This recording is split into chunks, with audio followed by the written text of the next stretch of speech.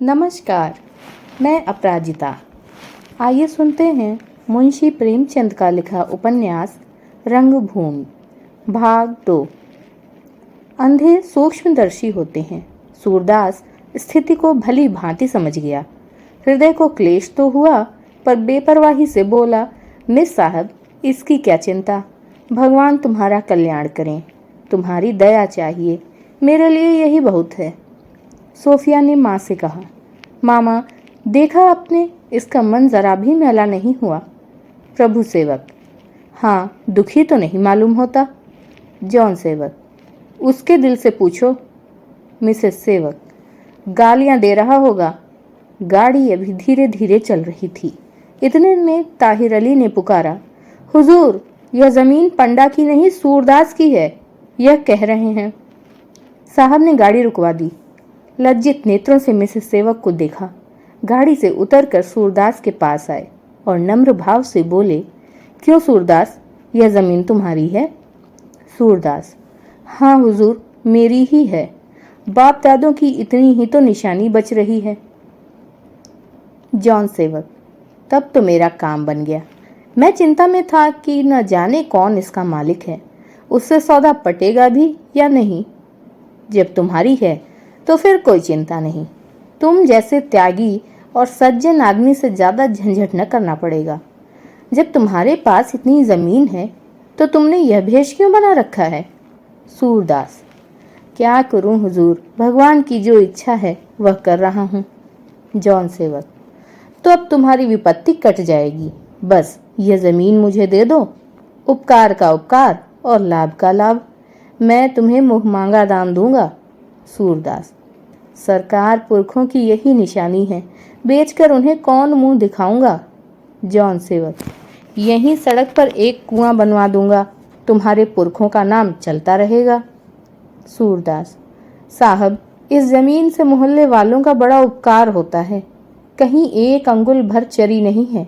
आस पास के सब ढोर यहीं चढ़ने आते हैं। बेच दूंगा तो ढोरों के लिए कोई ठिकाना न रह जाएगा। जॉन सेवक, कितने रुपए साल चराई के पाते हो? सूरदास, कुछ नहीं, मुझे भगवान खाने भर को यूं ही दे देते हैं, तो किसी से चराई क्यों लूं? किसी का और कुछ उपकार नहीं कर सकता तो इतना ही सही। जॉन सेवक, तुमने इतनी जमीन यूं ही चराई के लिए छोड़ रखी है? सोफिया सत्य कहती थी कि तुम त्याग की मूर्ति हो। मैंने बड़ों बड़ों में इतना त्याग नहीं देखा। तुम धन्य हो, लेकिन जब पशुओं पर इतनी दया करते हो तो मनुष्यों को कैसे निराश करोगे? मैं यह जमीन लिए बिना तुम्हारा गला न छोड़ूंगा। सूरदास, सरकार, यह जमीन मेरी है जरूर, लेकिन जब तक मोहल्ले वालों से पूछ न लूं कुछ कह नहीं सकता। आप इसे लेकर क्या करेंगे? जॉन सेवक, यहाँ एक कारखाना खोलूंगा, जिससे देश और जाति की उन्नति होगी, गरीबों का उपकार होगा, हजारों आदमियों की रोटियां चलेंगी। इसका यश भी तुम्ही को होगा। सूरदास, हुजूर, मोहल्ले वालों से पूछे बिना मैं कुछ नहीं कह सकता। जॉन सेवक, अच्छी बात है, पूछ लो, मैं फिर तुमसे मिलूंगा। इतना समझ रखो कि मेरे साथ सौदा करने में तुम्हें घाटा न होगा। तुम जिस तरह खुश होगे उसी तरह खुश करूंगा। यह लो, जेब से 5 रुपए निकाल कर। मैंने तुम्हें मामूली भिखारी समझ लिया था, उस अपमान को क्षमा करो।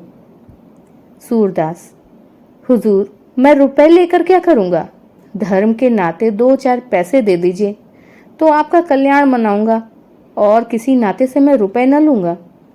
जॉन सेवक, तुम्हें 2-4 पैसे क्या दूं? इसे ले लो, धर्मार्थ ही समझो। सूरदास, नहीं साहब, धर्म में आपका स्वार्थ मिल गया है, अब यह धर्म नहीं रहा। जॉन सेवक ने बहुत आग्रह किया, किंतु सूरदास ने रुपए नहीं लिए। तब वह हार कर गाड़ी पर जा बैठे। मिसेस सेवक ने पूछा, क्या बातें हुई? जॉन सेवक, है तो भिखारी, पर बड़ा घमंडी है। 5 रुपए देता था, न लिए। मिसेस सेवक, है कुछ आशा? जॉन सेवक, जितना आसान समझता था उतना आसान नहीं है। गाड़ी तेज हो गई। सूरदास लाठी टेकता हुआ धीरे धीरे घर चला। रास्ते में चलते चलते सोचने लगा यह है बड़े आदमियों की स्वार्थपरता। पहले कैसे हेकड़ी दिखाते थे, मुझे कुत्ते से भी नीचा समझा, लेकिन ज्यों ही मालूम हुआ कि ज़मीन मेरी है, कैसी लल्लो छप्पो करने लगे। इन्हें मैं अपनी ज़मीन दिए देता हूँ। 5 रुपए दिखाते थे, मानो मैंने रुपए देखे ही नहीं। 5 तो क्या, 500 भी दें तो भी ज़मीन न दूंगा। मोहल्ले वालों को कौन मुंह दिखाऊंगा। इनके कारखाने के लिए बेचारी गऊएं मारी मारी फिरे। ईसाइयों को तनिक भी दया धर्म का विचार नहीं होता, बस सबको ईसाई ही बनाते फिरते हैं। कुछ नहीं देना था तो पहले ही धुतकार देते, मील भर दौड़ाकर कह दिया चल हट। इन सबों में मालूम होता है उसी लड़की का स्वभाव अच्छा है, उसी में दया धर्म है। बुढ़िया तो पूरी करकसा है, सीधे मुंह बात ही नहीं करती। इतना घमंड, जैसे यही विक्टोरिया है। राम राम, थक गया। अभी तक दम फूल रहा है। ऐसा आज तक कभी न हुआ था कि इतना दौड़ा कर किसी ने कोरा जवाब दे दिया हो। भगवान की यही इच्छा होगी। मन इतने दुखी न हो। मांगना तुम्हारा काम है, देना दूसरों का काम है। अपना धन है, कोई नहीं देता तो तुम्हें बुरा क्यों लगता है। लोगों से कह दूं कि साहब ज़मीन मांगते थे, नहीं, सब घबरा जाएंगे। मैंने जवाब तो दे दिया, अब दूसरों से कहने का प्रयोजन ही क्या। यह सोचता हुआ वह अपने द्वार पर आया। बहुत ही सामान्य झोपड़ी थी। द्वार पर एक नीम का वृक्ष था। किवाड़ों की जगह बांस की टहनियों की एक टट्टी लगी हुई थी। कमर से पैसों की छोटी सी पोटली निकाली, जो आज दिन भर की कमाई थी। तब झोपड़ी की छान टटोल कर एक थैली निकाली, जो उसके जीवन का सर्वस्व थी। उसमें पैसों की पोटली बहुत धीरे से रखी कि किसी के कानों में भनक भी न पड़े। फिर थैली को छान में छिपाकर वह पड़ोस के एक घर से आग मांग लाया। पेड़ों के नीचे कुछ सूखी टहनियाँ जमा कर रखी थीं, उनसे चूल्हा जलाया। झोपड़ी में हल्का सा अस्थिर प्रकाश हुआ। कैसी विडंबना थी, कितना नैराश्यपूर्ण दारिद्र्य था। न खाट, न बिस्तर, न बर्तन, न भांडे। एक कोने में एक मिट्टी का घड़ा था, जिसकी आयु का कुछ अनुमान उस पर जमी हुई काई से हो सकता था। चूल्हे के पास हांडी थी, एक पुराना चलनी की भांति छिद्रों से भरा हुआ तवा, एक छोटी सी कठौती और एक लोटा। बस यही उस घर की सारी संपत्ति थी। मानव लालसाओं का कितना संक्षिप्त स्वरूप। सूरदास ने आज जितना नाज पाया था, वह ज्यों का त्यों हांडी में डाल दिया। कुछ जौ थे, कुछ गेहूं, कुछ मटर, कुछ चने, थोड़ी सी ज्वार और मुट्ठी भर चावल। ऊपर से थोड़ा सा नमक डाल दिया। किसकी रसना ने ऐसी खिचड़ी का मजा चखा है। उसमें संतोष की मिठास थी, जिससे मीठी संसार में कोई वस्तु नहीं। हांडी को चूल्हे पर चढ़ाकर वह घर से निकला, द्वार पर टट्टी लगाई और सड़क पर जाकर एक बनिए की दुकान से थोड़ा सा आटा और 1 पैसे का गुड़ लाया। आटे को कठौती में गूंथ और तब आधा घंटे तक चूल्हे के सामने खिचड़ी का मधुर आलाप सुनता रहा। उस धुंधले प्रकाश में उसका दुर्बल शरीर और उसका जीर्ण वस्त्र मनुष्य के जीवन प्रेम का उपहास कर रहा था। हांडी में कई बार उबाल आए, कई बार आग बुझी। बार बार चूल्हा फूंकते फूंकते सूरदास की आंखों से पानी बहने लगता था। आंखें चाहे देख न सकें, पर रो सकती हैं। यहाँ तक कि वह षड्रस युक्त अवलेह तैयार हुआ। उसने उसे उतार कर नीचे रखा। जब तवा चढ़ाया और हाथों से रोटियां बनाकर सेंकने लगा, कितना ठीक अंदाज था। रोटियां सब समान थीं, न छोटी न बड़ी, न सेवड़ी न जली हुई। तवे से उतार उतार कर रोटियों को चूल्हे में खिलाता था और ज़मीन पर रखता जाता था। जब रोटियां बन गईं तो उसने द्वार पर खड़े होकर जोर से पुकारा, मिट्ठू आओ बेटा, खाना तैयार है। किंतु जब मिट्ठू न आया तो उसने फिर द्वार पर टट्टी लगाई और नायक राम के बरामदे में जाकर मिट्ठू मिट्ठू पुकारने लगा। मिट्ठू वहीं पड़ा सो रहा था। आवाज़ सुनकर चौंका। 12-13 वर्ष का सुंदर हंसमुख बालक था। भरा हुआ शरीर, सुडौल हाथ पांव। यह सूरदास के भाई का लड़का था। माँ बाप दोनों प्लेग में मर चुके थे। 3 साल से उसके लालन पोषण का भार सूरदास ही पर था। वह इस बालक को प्राणों से भी प्यारा समझता था। आप चाहे फाके करे, पर मिट्ठू को 3 बार अवश्य खिलाता था। आप मटर चबाकर रह जाता था, पर उसे शक्कर और रोटी, कभी घी और नमक के साथ रोटियां खिलाता था। अगर कोई भिक्षा में मिठाई या गुड़ दे देता तो उसे बड़े यत्न से अंगोछे के कोने में बांध लेता और मिट्ठू को ही देता था। सबसे कहता, यह कमाई बुढ़ापे के लिए कर रहा हूँ, अभी तो हाथ पैर चलते हैं, मांग खाता हूँ, जब उठ बैठ न सकूँगा तो लोटा भर पानी भी कौन देगा। मिट्ठू को सोते पाकर गोद में उठा लिया और झोपड़ी के द्वार पर उतारा। तब द्वार खोला, लड़के का मुंह धुलवाया और उसके सामने गुड़ और रोटियां रख दी। मिट्ठू ने रोटियां देखी तो ठुनक कर बोला, मैं रोटी और गुड़ न खाऊंगा।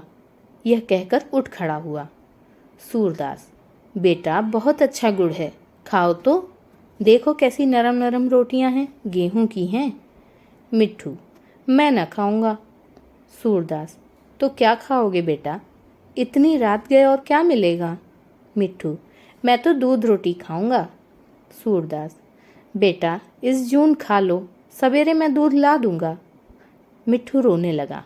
सूरदास उसे बहलाकर हार गया तो अपने भाग्य को रोता हुआ उठा, लकड़ी संभाली और टटोलता हुआ बजरंगी अहीर के घर आया, जो उसके झोपड़े के पास ही था। बजरंगी खाट पर बैठा नारियल पी रहा था। उसकी स्त्री जमुनी खाना पकाती थी।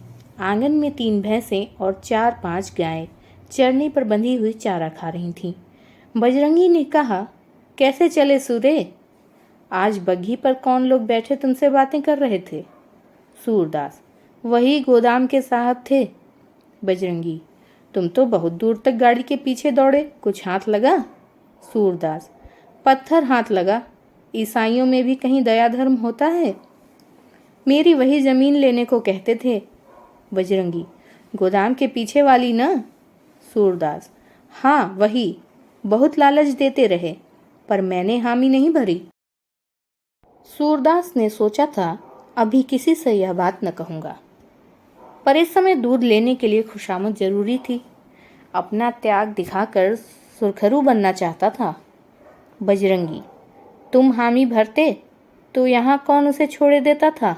3-4 गांवों के बीच वही तो ज़मीन है, वह निकल जाएगी तो हमारी गायें और भैंसें कहाँ जाएंगी।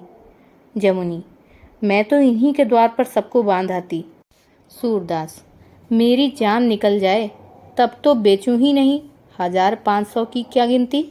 भौजी, एक घूंट दूध हो तो दे दो, मिठुआ खाने बैठा है, रोटी और गुड़ छूता ही नहीं, बस दूध दूध की रट लगाए हुए है। जो चीज़ घर में नहीं होती उसी के लिए जिद करता है, दूध न पाएगा तो बिना खाए ही सो जाएगा। बजरंगी, ले जाओ, दूध का कौन अकाल है, अभी दुआ है। घिसू की माँ, एक कुल्हिया दूध दे दे सूरे को। जमुनी, जरा बैठ जाओ सूरे, हाथ खाली हो तो दूं। बजरंगी, वहाँ मिठुआ खाने बैठा है, तय कहती है हाथ खाली हो तो दूं, तुझसे न उठा जाए तो मैं आऊं। जमुनी जानती थी कि यह बुद्धू दास उठेंगे तो पाव के बदले आधा सेर दे डालेंगे। चटपट रसोई से निकल आई, एक कुल्हिया में आधा पानी लिया, ऊपर से दूध डालकर सूरदास के पास आई और विषाक्त हितैषिता से बोली, यह लो, लौंडे की जीत तुमने ऐसी बिगाड़ दी है कि बिना दूध के कौर नहीं उठता। बाप जीता था तो पेट भर चने भी न मिलते थे, अब दूध के बिना खाने ही नहीं उठता। सूरदास, क्या करूं भाभी, रोने लगता है तो तरस आता है। जमुनी, अभी इस तरह पाल पोस रहे हो, एक दिन काम आएगा, मगर देख लेना जो चुल्लू भर पानी को भी पूछे। मेरी बात गांठ बांध लो, पराया लड़का कभी अपना नहीं होता। हाथ पांव हुए और तुम्हें दुत्कार कर अलग हो जाएगा, तुम अपने लिए सांप पाल रहे हो। सूरदास, जो कुछ मेरा धर्म है किए देता हूँ, आदमी होगा तो कहाँ तक जश्न मानेगा। हाँ, अपनी तकदीर ही खोटी हुई तो कोई क्या करेगा, अपने ही लड़के क्या बड़े होकर मुंह नहीं फेर लेते। जमुनी, क्यों नहीं कह देते, मेरी भैंसें चरा लाया करो। जवान तो हुआ, क्या जन भर नन्हा ही बना रहेगा? घिसू ही का जोड़ी पारी तो है। मेरी बात गांठ बांध लो। अभी से किसी काम में न लगाया तो खिलाड़ी हो जाएगा, फिर किसी काम में उसका जी न लगेगा। सारी उम्र तुम्हारे ही सिर फुलौरियाँ खाता रहेगा। सूरदास ने इसका कुछ जवाब न दिया। दूध की कुल्हिया ली और लाठी से टटोलता हुआ घर चला। मिट्ठू जमीन पर सो रहा था। उसे फिर उठाया और दूध में रोटियां भिगोकर उसे अपने हाथ से खिलाने लगा। मिट्ठू नींद से गिरा पड़ता था, पर कौर सामने आते ही उसका मुंह आप ही खुल जाता था। जब वह सारी रोटियां खा चुका है तो सूरदास ने उसे चटाई पर लिटा दिया और हांडी से अपनी पंचमेल खिचड़ी निकालकर खाई। पेट न भरा तो हांडी धोकर पी गया। तब फिर मिट्ठू को गोद में उठाकर बाहर आया, द्वार पर टट्टी लगाई और मंदिर की ओर चला। यह मंदिर ठाकुर जी का था, बस्ती के दूसरे सिरे पर। ऊंची कुर्सी थी। मंदिर के चारों तरफ 3-4 गज का चौड़ा चबूतरा था। यही मोहल्ले की चौपाल थी। सारे दिन 10-5 आदमी यहाँ लेटे या बैठे रहते थे। एक पक्का कुआं भी था, जिस पर जगधर नाम का एक खोमचे वाला बैठा करता था। तेल की मिठाइयाँ, मूंगफली, रामदाने के लड्डू आदि रखता था। राहगीर आते तो उनसे मिठाइयाँ लेते, पानी निकालकर पीते और अपनी राह चले जाते। मंदिर के पुजारी का नाम दयागिरी था, जो इसी मंदिर के समीप एक कुटिया में रहते थे। सगुण ईश्वर के उपासक थे। भजन कीर्तन को मुक्ति का मार्ग समझते थे और निर्वाण को ढोंग कहते थे। शहर के पुराने रईस कुंवर भरत सिंह के यहाँ मासिक वृत्ति बंधी हुई थी। इसी से ठाकुर जी का भोग लगता था। बस्ती से भी कुछ न कुछ मिल ही जाता था। निष्प्रिय आदमी था, लोभ छू भी नहीं गया था। संतोष और धीरज का पुतला था। सारे दिन भगवत भजन में मग्न रहता था। मंदिर में एक छोटी सी संगत थी। 8-9 बजे रात को दिन भर के काम धंधे से निवृत्त होकर कुछ भक्तजन जमा हो जाते थे और घंटे 2 घंटे भजन गाकर चले जाते थे। ठाकुरदीन ढोलक बजाने में निपुण था। बजरंगी करताल बजाता था। जगधर को तंबूरे में कमाल था। नायक राम और दयागिरी सारंगी बजाते थे। मंजीरे वालों की संख्या घटती बढ़ती रहती थी। जो और कुछ न कर सकता वह मंजीरा ही बजाता था। सूरदास इस संगत का प्राण था। वह ढोल, मंजीरे, करताल, सारंगी, तंबूरा सभी में समान रूप से अभ्यस्त था और गाने में तो आसपास के कई मोहल्लों में उसका जवाब न था। ठुमरी गजल से उसे रुचि न थी। कबीर, मीरा, दादू, कमाल, पलटू आदि संतों के भजन गाता था। उस समय उसका नेत्रहीन मुख अति आनंद से प्रफुल्लित हो जाता था। गाते गाते मस्त हो जाता। तन बदन की सुधि न रहती। सारी चिंताएं, सारे क्लेश भक्ति सागर में विलीन हो जाते थे। सूरदास मिट्ठू को लिए पहुंचा तो संगत बैठ चुकी थी। सभासद आ गए थे। केवल सभापति की कमी थी। उसे देखते ही नायक राम ने कहा, तुमने बड़ी देर कर दी। आधे घंटे से तुम्हारी ही राह देख रहे हैं। यह लौंडा बेतरह तुम्हारे गले पड़ा है। क्यों नहीं इसे हमारे ही घर से कुछ मांग कर खिला दिया करते? दयागिरी, यहाँ चला आया करे तो ठाकुर जी के प्रसाद से ही पेट भर जाए। सूरदास, तुम ही लोगों का दिया खाता है या किसी और का? मैं तो बनाने भर को हूँ। जगधर, लड़कों को इतना सिर चढ़ाना अच्छा नहीं। गोद में लादे फिरते हो जैसे नन्हा सा बालक हो। मेरा विद्याधर इससे 2 साल छोटा है। मैं उसे कभी गोद में लेकर नहीं फिरता। सूरदास, बिना माँ बाप के लड़के हठी हो जाते हैं। हाँ, क्या होगा? दयागिरी, पहले रामायण की एक चौपाई हो जाए। लोगों ने अपने अपने साज संभाले। सुर मिला और आधा घंटे तक रामायण हुई। नायक राम, वाह सूरदास वाह, अब तुम्हारे ही दम का जलूसा है। बजरंगी, मेरी तो कोई दोनों आंखें ले ले और यह हुनर मुझे दे दे तो मैं खुशी से बदल लूं। जगधर, अभी भैरू नहीं आया, उसके बिना रंग नहीं जमता।